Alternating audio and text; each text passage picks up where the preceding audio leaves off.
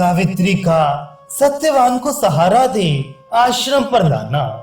मार्कंडेय जी कहते हैं, युधिष्ठिर, यमराज के चले जाने पर सावित्री अपने पति को पाकर उस स्थान पर आई जहां सत्यवान का शव पड़ा था। पति को पृथ्वी पर पड़ा देखकर वह उसके पास बैठ गई और उसका सिर उठाकर गोद में रख लिया।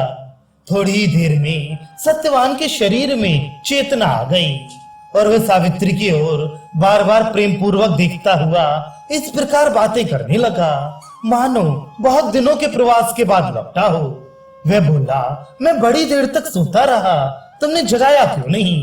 और एक काले रंग का मनुष्य कौन था जो मुझे खींचे लिए जाता था? सावित्री ने कहा, पुरुष श्रेष्ठ, आप बड़ी देर से मेरी गोद में सोए पड़े थे। मैं श्याम वर्ण के पुरुष, प्रजा का नियंत्रण करने वाले देव श्रेष्ठ भगवान यम थे। अब वे अपने लोक को चले गए। देखिए, सूर्य अस्त हो चुका है और रात्रि गाढ़ी होती जा रही है, इसलिए सब बातें तो जैसे जैसे हुई हैं कल सुनाऊंगी। इस समय तो आप उठकर माता पिता के दर्शन कीजिए। सत्यवान ने कहा, ठीक है, चलो। देखो, अब मेरे सिर में दर्द नहीं है और ना मेरे किसी और अंग में पीड़ा ही है। मेरा सारा शरीर स्वस्थ प्रतीत होता है।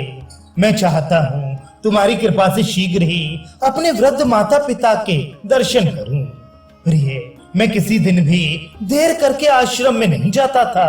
संध्या होने से पहले ही मेरी माता मुझे बाहर जाने से रोक देती थी। दिन में भी जब मैं आश्रम से बाहर जाता तो मेरे माता पिता मेरे लिए चिंता में डूब जाते थे। वे अधीर होकर आश्रम वासियों को साथ ले मुझे ढूंढने को चल देते थे। अतएव कल्याणी, मुझे इस समय अपने अंधे पिता की और उसकी सेवा में लगी हुई दुर्बल शरीर अपनी माता की जितनी चिंता हो रही है उतनी अपने शरीर की भी नहीं है। मेरे परम पूज्य पवित्रतम माता पिता मेरे लिए आज कितना संताप सह रहे होंगे। जब तक मेरे माता पिता जीवित हैं तभी तक मैं भी जीवन धारण किए हूँ। पति की बात सुनकर सावित्री खड़ी हो गई। उसने सत्यवान को उठाया, अपने बाएं कंधे पर उसका हाथ रखा और दायां हाथ उसके कमर में डालकर उसे ले चली। तब सत्यवान ने कहा, धीरू, इस रास्ते में आने जाने का अभ्यास होने के कारण मैं इससे अच्छी तरह परिचित हूँ और अब वृक्षों के बीच में होकर चंद्रमा की चांदनी भी फैलने लगी है।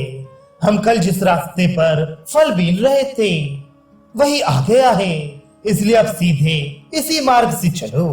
कुछ और सोच विचार मत करो। मैं भी अब स्वस्थ और सबल हो गया हूँ और माता पिता को देखने की भी मुझे जल्दी है।